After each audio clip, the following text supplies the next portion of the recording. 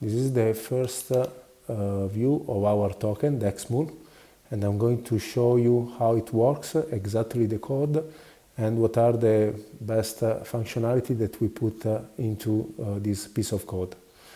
We have here some interface, some library that we are going to use.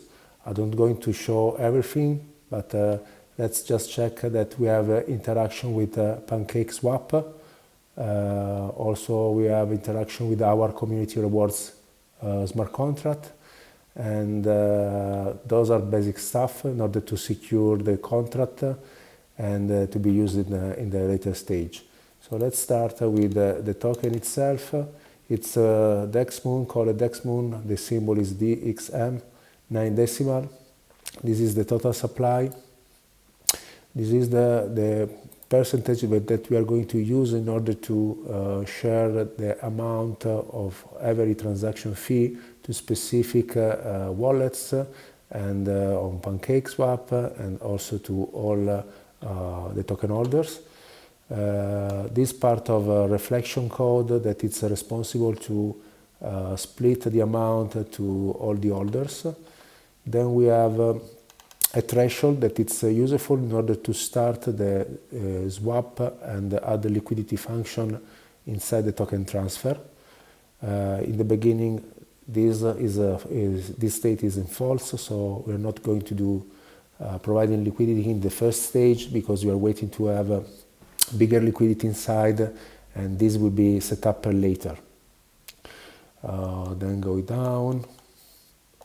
Those are our mapping of our variables inside the token. Those are all the events. Some modifier here. And then we have the constructor when we start to deploy our contract. So we start with set up all the variables. That's what is important. It's the PancakeSwap router that is responsible to swap and add the liquidity into. We create on the first stage the pair contract, and we maintain this in this variable the access to the new pair. Then we have standard functionality in order to retrieve total supply, circulating supply that it's different from the total supply because we are going to burn also tokens. So this method that is not ERC20 standard will be responsible to give you exactly amount of our supply, total fee generated, the transfer method that it's the standard ERC20, but the main logic is here in this private method. The transfer from the same, then the main logic is here, again transfer. Approve, same stuff, just to approve the spender. Okay, those are standard method. Okay, this is the method that we are going to call. Only owner can do that in order to set up the charity, marketing and community wallet, and those wallet will retrieve a portion of the tax fee that is already indicated in our white paper. Then we have functionality in order to update taxes, the same in order to set up the community rewards. This is another important stuff, so we are going to update the threshold. If we see that there is a much more amount, we can set up a higher threshold, or vice versa. This is in order to set up the flag to true or false, and then ask to the token to provide the liquidity to the new pair. Okay. This is used in order to set up some account to be excluded by taxation, like the pair or the community rewards addresses. Okay, this is standard method. This is the base code from reflection. The same here. This is responsible to calculate the value useful for reflection. Then we have a taxation, and here is the part responsible to define for every amount which amount will come to the community rewards, charity, marketing, liquidity, burn, etc. This is in order to understand what is the actual supply.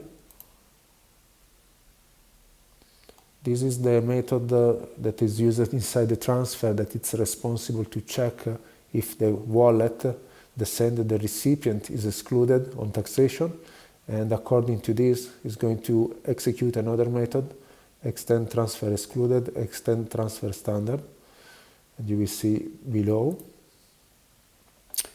And here where the magic happen. So here we have the code that it's responsible to verify the reflection and set up exactly the amount from one address to another, taking into account the entire amount by reflection, so the entire amount that we need to be splitted by our token holders. And if the fees is set up, they collect taxes and they split to the vault according to the percentage. The same here for transfer excluded, depending if the tax parameter is on, take fees is on, you'll do the same, and then we collect taxes as well. The transfer method is the core logic. We'll do reflection here. We'll do also provide the liquidity in case the provided liquidity is true. And we also send everything to community rewards. And you see here, this is the code that we use to launch our token, the 48 hours for the fair launch. So this information that you see here, it's checking that the fair launch is, let's say, started, a specific timestamp, begin and end. In that case, you cannot send a specific amount above this threshold. So we put this in order to be sure that nobody can take advantage, like using a bot or a big whale, to take the amount of the token. And it's worked very well. Then we have our collect taxes, the same for Vault. The burn functionality, that is reducing the supply. Okay, the approve, it's the internal. This is the function responsible to provide the liquidity. So we take the amount inside the contract, we divided this amount by 2, and then the token amount that has to be swapped, we exchange this token amount, and when we have back the profit, we add the liquidity with the half of the token inside the contract plus what we already exchanged in one transaction.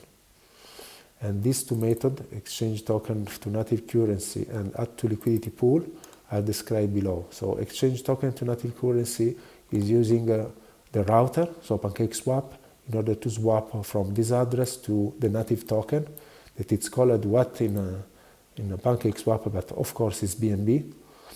And the add to liquidity do the same stuff. It's adding liquidity. This is the method coming from PancakeSwap, putting the amount coming from the method above, and the total token that are inside the contract that was transferred during the transfer method execution. We add also this, so for any reason someone tried to send some token, some BNB, and we have some funds stuck, we can retrieve these funds and send back to the respective owner. And this function was used for the set fair launch, so where we set up the opening of fair launch, the start date, end date, and the threshold, the maximum amount. This is the contract. I hope you enjoyed the explanation. If you have any question, you can call me. Thank you.